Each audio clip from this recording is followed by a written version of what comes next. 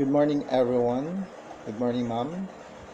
I am your reporter for today, and my topic for today is Personal Viewpoint, Writing Columns, Chapter 9.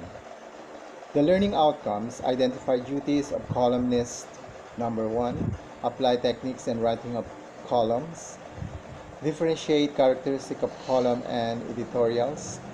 Critics. Samples of columns. Compose one on columns article. So we come to the learning outcomes. Learning outcomes, portfolio entry, actual column of student, opinion surveys of student, critical analysis of sample student. So we come to the first slide, which is the very important, the tips and writing column. So we have the right with conviction. Write with conviction, put forward your opinion as something you are truly believe in. Argue your case with conviction. Come do hard on one side of an issue. Be unequivocal, never set on the fence. By writing with conviction, you may OPT to use the techniques of persuasion discussed in the previous chapter. So dito lang is, the keyword is yung paniniwala mo. Yung paniniwala mo sa ginagawa mo, you have one thing to prove and believe. The important here, when you are writing, is yung kailangan lang na bago ka mag-convict, talagang tama yung sinasabi mo. So kapag nag-convict ka, for example, as referring to, it is defined as a person firm belief. In a point or argument is what make any excellence written content effective. By injecting undeniable conviction into their output or content, written show that they are confident that what they have written is true and correct. So the important here is you believe the true and correct of what you are doing. So number 2 is maintain your focus. Make your column about one thing and one thing alone. Do not interfere the message with one another topic. It makes the column convoluted. When such happen, your column will be difficult to understand. Maintain your focus. This is the only way to make strong impression on your readers and to convince them that your point of view is correct. So the keyword again here is correct. The view is correct. So ang ibig lang sabihin nito, you have to be in one direction and you have to push in one direction and don't interfere from another topic. Kasi paano ka makakapag-concentrate if you are encounter some another topic. So siguro yun lang yung dapat mong gawin para yung ginagawa mo is ma-maintain mo yung ginagawa mo. So number 3, understanding opposing viewpoint. Be mindful of opposing argument, anticipated objection to your point of view, and deal with convincingly with sound reasoning. If you are not familiar with the opposing view, you will not be able to argue your points well.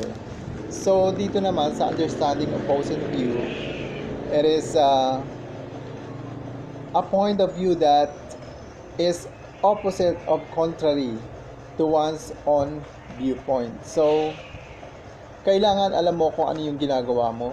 Don't be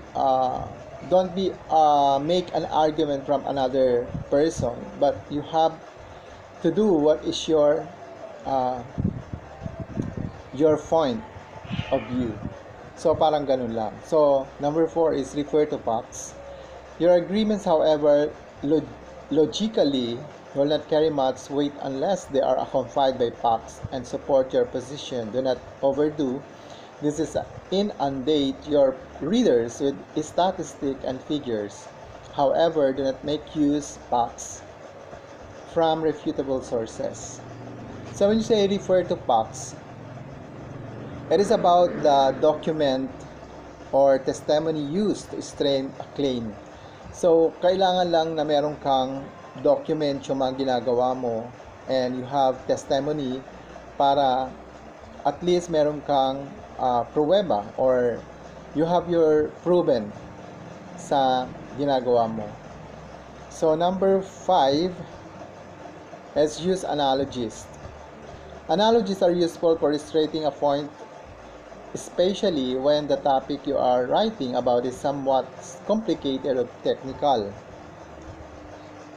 So dito naman, when you say analogies, inclined to define, hold, or judge to severity, often to reality. So kailangan lang is meron kang, when it's say technical and complicated, hindi mo na kailangan pang gawing complicated, kailangan lang na illustrate mo yung point na topic mo para at least maging maayos siya. So we come to the 6 tips. Be critical. Be critical. People like reading do not like reading columnists who dare to criticize real life people, not just nameless concepts and policies.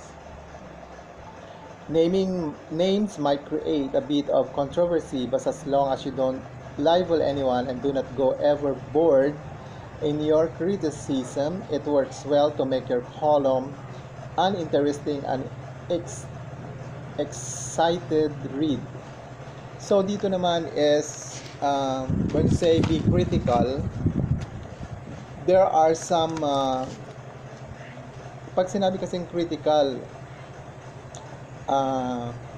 marami yung mga nagbabasa, as marami rin yung mga columnists na di rin siya, maraming tao na nagbabasa at meron din mga columnists, pero you have to be, don't criticize the real people para hindi siya maging maging problema or maging umabot pa sa problema. Kasi kung mag-criticize ka, then you have to pangalanan mo pa ito, siguro magkakaroon nga ng controversy because there are some policies or there are some rules about the columnist or the underreaders. It will be better kung ilalagay mo siya sa maayos na pagsusulat at nakaka-attract at very interesting. So number 7 is do reporting. It is possible to write a column without any reporting, but the best column typically involves some form of reporting. When you report your get on the ground done, you gain a better sense of what is really happening. When you write from an ivory tower, it shows. Dito naman, when you say do reporting, parang siyang how to be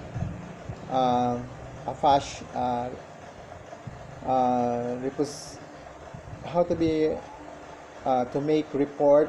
It might be to be a professionals. You have to be professional. You have, number 1 is under the task, gather information, organize, write inside, design illustration, and proofhead, edit, and reverse. So, polish and publish. So, siguro, yun yung dapat mong gawin para it is possible to write column with any reporting but best column. So, siguro mas maganda kung sundan mo yun para at least maganda yung kalalabasan ng ginagawa mo. So, we come to the localize and personalize. Localize and personalize. Localize your story whenever possible. Also, tie it to some personal experiences. Your or that someone you know. This makes an otherwise esoteric and distant topic more real, relevant, and memorable to the readers.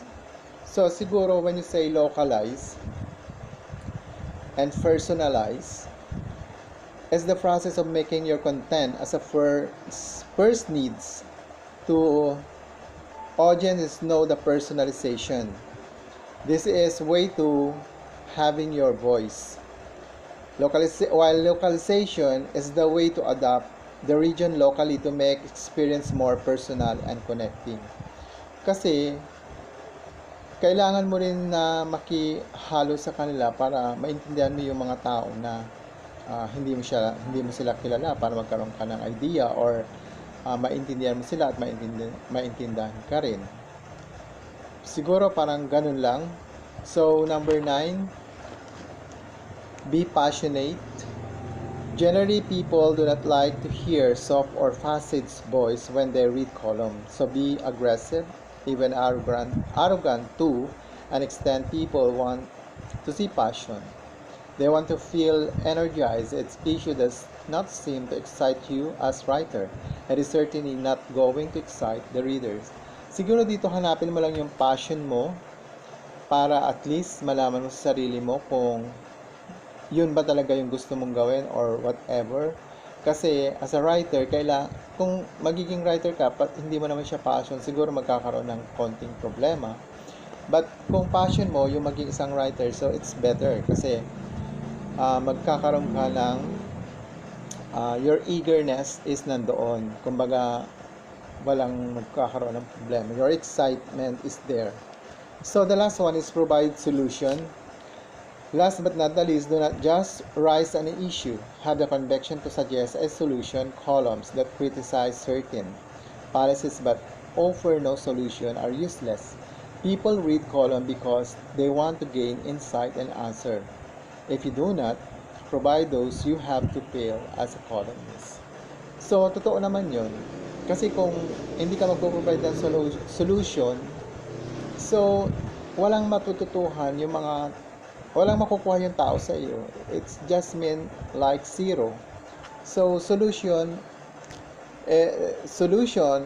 or problem to a problem or difficult situation is way of dealing with it.